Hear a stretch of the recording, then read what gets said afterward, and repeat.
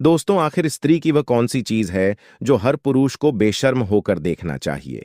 जो भी पुरुष इन तीन चीजों को देखता है तो वह अपने जीवन में कभी गरीब नहीं रहता।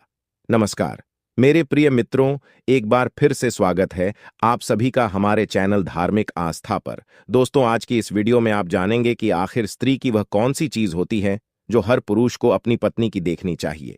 आज की इस वीडियो में हम आपको बताएंगे कि आखिरकार वह कौन सी तीन चीजें हैं जो हर पुरुष को देखनी चाहिए। जो भी व्यक्ति इन तीन चीजों को देखता है तो वह जीवन में कभी गरीब नहीं रहता और उसके घर मां लक्ष्मी की कृपा सदैव बनी रहती है। दोस्तों, एक बार की बात है, किसी गांव में एक आदमी रहा करता था। वह आदमी अपनी पत्नी से बहुत परेशान था क्योंकि उसकी पत्नी अपने पति से बात बात पे लड़ाई झगड़े करती थी। उसके घर में एकदम कंगाली छा गई थी। घर में न तो खाने के दाने थे और न ही पहनने के लिए वस्त्र। रोज रोज के इस क्लेश से वह आदमी अपनी पत्नी से परेशान हो गया था। दोस्तों, एक दिन की बात है, वह आदमी अपने घर से जंगल की तरफ निकल जाता है। जंगल में जाते जाते उस आदमी की एक साधु महात्मा से मुलाकात होती है। वह आदमी उस साधु के पास बैठ जाता है और रोने लगता है। साधु महात्मा उस आदमी से पूछते हैं कि पुत्र, आखिर तुम्हें हुआ क्या है? तुम क्यों रो रहे हो? तब वह आदमी उस साधु से कहता है कि महाराज, मेरे घर में मेरी पत्नी और 2 छोटे बच्चे हैं। मेरी पत्नी मेरी कोई भी बात नहीं मानती है, बात बात पर मुझसे लड़ाई झगड़े करती है, जिसकी वजह से मेरा एक छोटा सा बिजनेस था वह भी बंद हो गया और अब खाने के लिए दाने दाने के मोहताज है। हमारे घर में खाने के लिए कुछ भी नहीं है। लेकिन मैं अपनी पत्नी को समझाता हूं कि लड़ाई झगड़े ना करे, इसके बावजूद भी वह घर में रोज लड़ाई झगड़े करती है।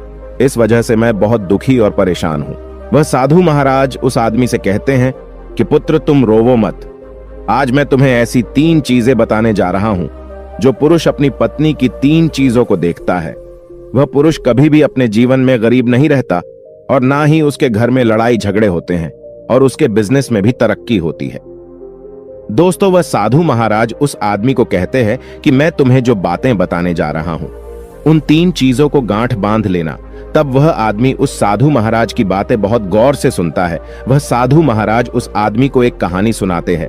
तो चलिए साधु महाराज की कहानी को सुनते हैं। किसी नगर में एक सेठ रहा करता था। उसका बहुत बड़ा व्यापार था।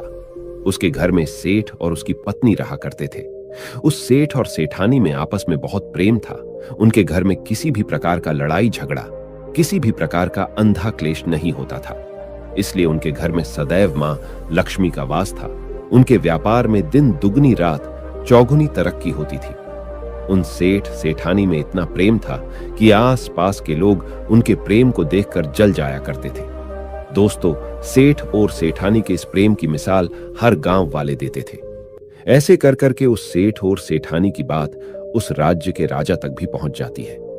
जब सेठ और सेठानी की बात राजा तक पहुंचती है तो वह राजा भी उनके प्रेम के मिसाल की तारीफ करते हैं और कहते हैं, हमारे राज्य में एक पुरुष और स्त्री ऐसे भी है जिनके घर में कभी भी लड़ाई झगड़े नहीं होते हैं। उन दोनों में इतना प्रेम है जितना मैंने आज तक अपनी जिंदगी में कभी भी नहीं देखा। दोस्तों, एक बार की बात है, राजा पूरे राज्य में ढिंढोरा पिटवाते और कहते हैं कि इस राज्य के जितने भी लोग हैं वह सभी अपने घर में दिया जलाकर रखेंगे।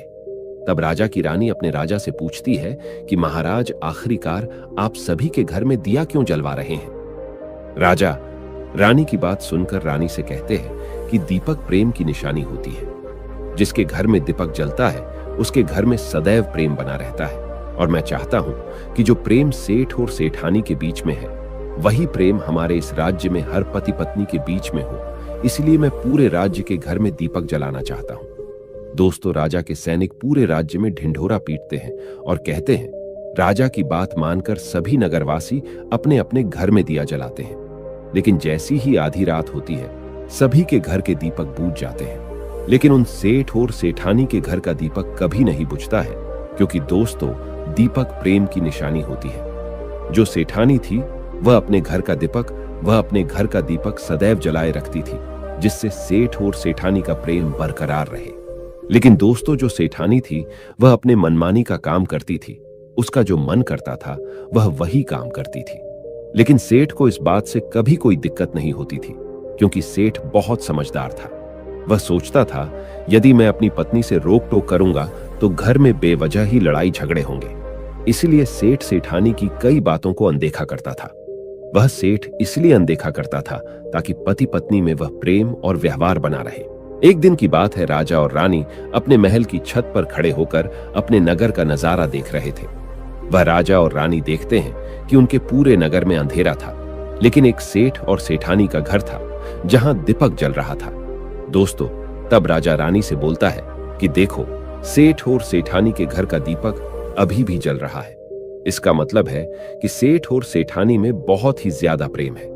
तब रानी अपने राजा से बोलती हैं कि महाराज, सेठ और सेठानी में जो भी प्रेम है वह इसलिए है क्योंकि सेठानी समझदार है, इसलिए सेठ के घर में प्रेम है। दोस्तों, जब राजा रानी की बात सुनता है तब राजा बोलता है कि नहीं महारानी, यहाँ पर सेठ ज्यादा समझदार हैं, इसलिए उनके घर में कभी लड़ाई झगड़े नहीं होते हैं। दोस्तों, रानी बोलती है कि सेठानी समझदार हैं। राजा बोलते नहीं, सेठ समझदार हैं। सेठ और सेठानी की बात को लेकर राजा और रानी के बीच बहस होने लगी। राजा बोलता है कि देखो, हमें बहस करने की जरूरत नहीं है, क्यों ना हम उन सेठ और सेठानी की एक परीक्षा लें। परीक्षा में जो पास होगा वही समझदार होगा। राजा और रानी अपनी बात से सहमत हो गए और उन दोनों की परीक्षा लेने के लिए तैयार हो जाते हैं। तब राजा अपने महल में जाता है और अपने दास को बुलाता है और दास से कहता है कि उस सेठ के पास जाओ और जो जो प्रश्न मैं तुमसे कहता हूं वही तुम सेठ को बोलना। वह दास कहता है, ठीक है महाराज। फिर वह दास राजा की बात सुनकर सेठ के पास पहुंच जाता है। उस समय सेठ की पत्नी बाजार गई हुई थी कुछ सामान लाने के लिए। वह दास सेठ से बोलता है कि सेठ जी, मैं राजमहल से आया हूं, राजा साहब ने मुझे भेजा है। वह सेठ उस दास से कहता है, बताइए मैं आपकी क्या सेवा करूं। आप बैठिए, मैं आपके लिए पानी लेकर आता हूं। तब वह दास सेठ से बोलता है, नहीं सेठ जी, मैं राजा का दास हूं, बस आपके पास राजा के समाचार लेकर आया हूं। तब वह सेठ बोलता है, ठीक है, आप मुझे बताएं, राजा साहब ने क्या समाचार भेजा है मेरे लिए। तो दोस्तों, वह दास सेठ जी से कहता है कि सेठ जी, राजा साहब ने मुझे यह बोला है कि यदि आप अपनी पत्नी को छोड़ देते हो तो वह आपको खूब सारे हीरे जवाहरात देंगे, आपको राजमहल में एक अच्छी सी नौकरी देंगे। लेकिन सेठ जी राजी नहीं हुए। दूसरी बात, रानी ने राजा से बोला था कि नहीं, सेठ समझदार नहीं है। दोस्तों, सेठ और सेठानी की बातों को लेकर राजा और रानी में फिर से कहासुनी होने लगी। तब रानी राजा से बोलती है कि आपने सेठ की परीक्षा ली है, क्यों ना मैं भी सेठानी की परीक्षा लेती हूं। तब इससे मालूम हो जाएगा कि सेठ और सेठानी में कौन ज्यादा समझदार है। वह राजा रानी को आदेश देता है कि प्रिय, तुम भी एक बार सेठानी की परीक्षा ले लो। तब रानी ने अपने राजमहल से एक दासी को उस सेठानी के पास भेज दिया और अपनी उस दासी से बोलती है कि जो मैं तुम्हें बोल रही हूं ये सभी बातें जाकर उस सेठानी को बोलना। तब रानी की दासी उस सेठानी के पास जाती है। इधर से सेठ अपने काम के सिलसिले से कहीं बाहर गया हुआ था। घर पे सेठानी अकेली थी। दोस्तों, दासी मौका देखकर उस सेठानी के पास पहुंचती है और सेठानी से बोलती है कि सेठानी जी, मैं राजमहल से आई हूं, मुझे महारानी ने भेजा है।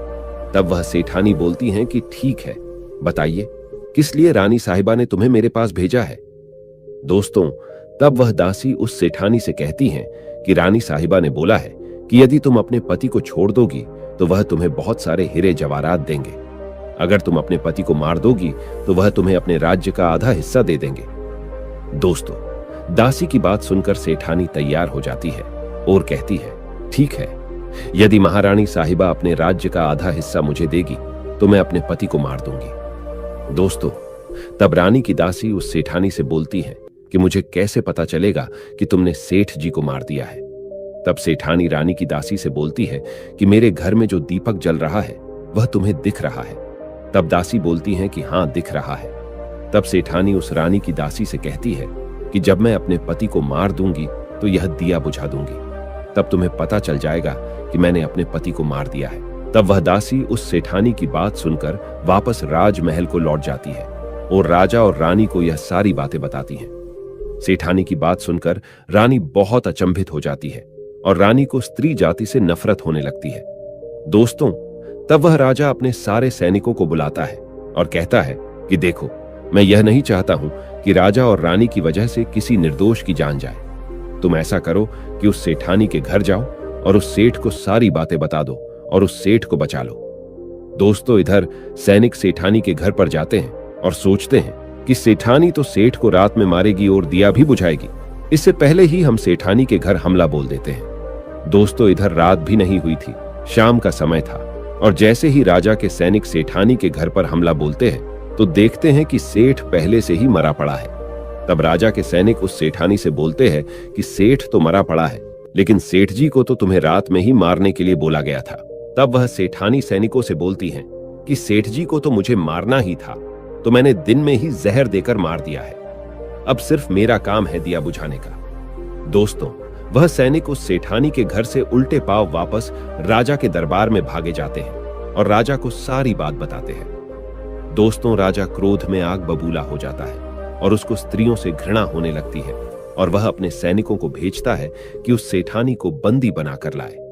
तब राजा के सैनिक उस सेठानी को बंदी बनाकर राज दरबार में पेश करते हैं। दोस्तों, तब वह राजा उस सेठानी को कारावास में डलवा देता है और वह राजा समस्त स्त्री जाति से नफरत करने लगता है। वह साधु इस कहानी को गांव के उस आदमी को सुनाता है और कहता है कि अब तुम्हें समझ आ गया होगा कि स्त्री की वह कौन सी 3 चीजें हैं जो हर पुरुष को देखना चाहिए। वह आदमी साधु से बोलता है कि महाराज, मुझे अभी भी समझ नहीं आया। स्त्री की वह कौन सी 3 चीजें हैं जो हर पुरुष को देखना चाहिए।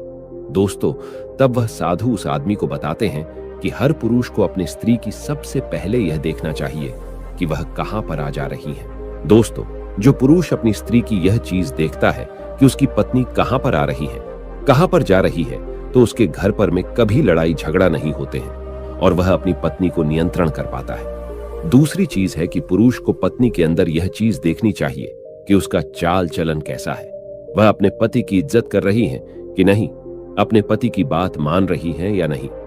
जो पत्नी अपने पति की बात नहीं मानती है, अपने पति की इज्जत नहीं करती है, वह अपने पति के साथ कुछ भी कर सकती है, जैसे उस सेठानी ने सेठ के साथ किया था। इसलिए हर पुरुष को अपनी पत्नी की यह चीज देखनी चाहिए। तीसरी चीज, वह साधु उस आदमी को बताता है कि हर पुरुष को अपनी पत्नी का चाल चलन जरूर देखना चाहिए। दोस्तों, जो पुरुष अपनी पत्नी के चाल चलन देखता है और उसके चाल चलन पर ज्यादा प्रेम नहीं करता है और उसको अपने वश में करके रखता है, तो उसके घर में लड़ाई झगड़े कभी नहीं होते। दोस्तों, जो स्त्रियां अपने घर पर मनमानी चलाती है और अपने पति की बातों को नहीं मानती हैं, उनके घर में इस तरह की परेशानियां आती हैं। दोस्तों, ये 3 बातें वह साधु महाराज उस आदमी को बताते हैं और फिर वह इन 3 चीजों को गांठ बांध लेता है और साधु महाराज को प्रणाम करके अपने घर को वापस चला जाता है। दोस्तों, मैं उम्मीद करता हूं कि आपको इस कहानी से बहुत कुछ सीखने को मिला होगा। दोस्तों, सच्ची श्रद्धा से कमेंट पर जरूर लिखें, हर हर महादेव, देवों के देव महादेव सदैव आप पर अपनी कृपा बनाए रखें। दोस्तों, इस वीडियो को लाइक और अपने दोस्तों के साथ जरूर शेयर करें।